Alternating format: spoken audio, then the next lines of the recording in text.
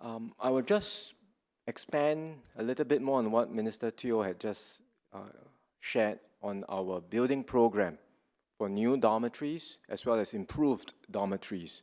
This will be a major building program that we are putting in place to build additional capacity with higher standards. Our aim is to reduce the density of the dormitories, but also, importantly, to design new dormitories in a way that will be more resilient to public health risk, particularly the risk of pandemics, learning from the COVID-19 experience. For now, we have been using sites like army camps and sports halls, as well as some vacant HDB flats to decant workers to these sites in order to reduce the density of the dormitories. But these are temporary solutions because eventually these sites will have to be returned to their original users. And therefore, we need more sustainable solutions for new dormitory solutions. So we have to do this across different time frames. In the short to medium term, we plan to put in place something close to around 60,000 bed spaces. And this could be done potentially by the end of the year in order to provide additional housing. And that would include building quick dorms. These are semi-permanent structures that you can assemble quite quickly in a matter of months. And we will be able to provide housing for workers for about 25,000 workers through the building of these quick dorms. And we have provided a list of sites where these quick dorms will be located. We will also be identifying several unused state properties where we think with some fitting out, these unused vacant state properties could also provide housing for workers for several years. And these would also be useful short to medium term solutions. And again, we've provided a listing of where these sites are. Not comprehensive because we may update and add to this list along the way, but our preliminary list of sites are indicated in the annex to the statement.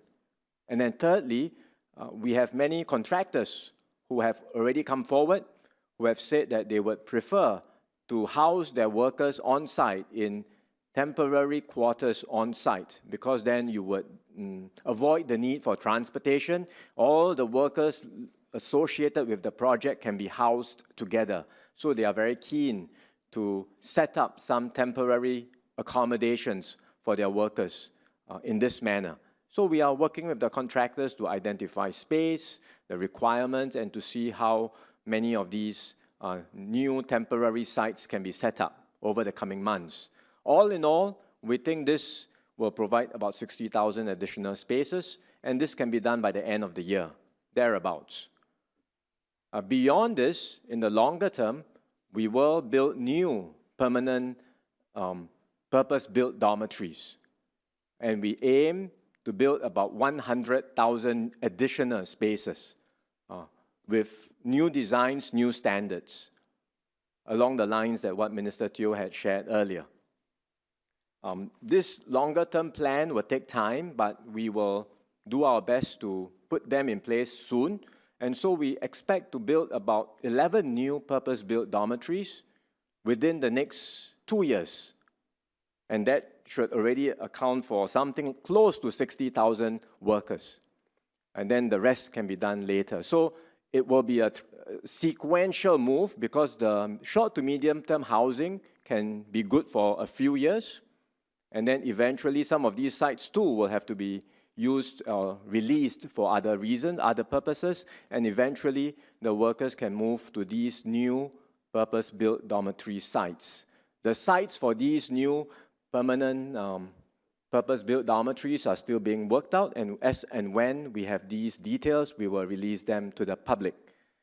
The idea is that when we have this additional capacity in place, we can also decant workers from the existing dormitories so that they can move to these new dormitories, these new permanent dormitories, and then we can put in place an upgrading program for the existing dormitories. So in fact, we are building capacity in excess of what we need in order for such decantment to happen down the road, and an upgrading process can also take place for the existing dormitories in order to lift them to the newer standards. So this is a major building program that we are putting in place. You should see this in the context of how we have continually been upgrading dormitory standards in Singapore. It's not the first time. The new dormitories today that are already in use are already better than the older dormitories. And so now that we are making another major program, putting that in place, we will, in the next batch of dormitory sites, achieve even better standards. So this is something that the government is committed to do, but I would also say that Singaporeans have to do our part as well, because in land-scarce Singapore, it is inevitable that some of these new dormitory sites would be quite near residential areas. So all of us must do our part by rejecting the not in my backyard mindset. We really need to appreciate the contributions of all that our migrant workers have been doing and will continue to do in building Singapore, and welcome them as part of our community. And this is an important part of how we can also learn from this whole experience and become a more inclusive society.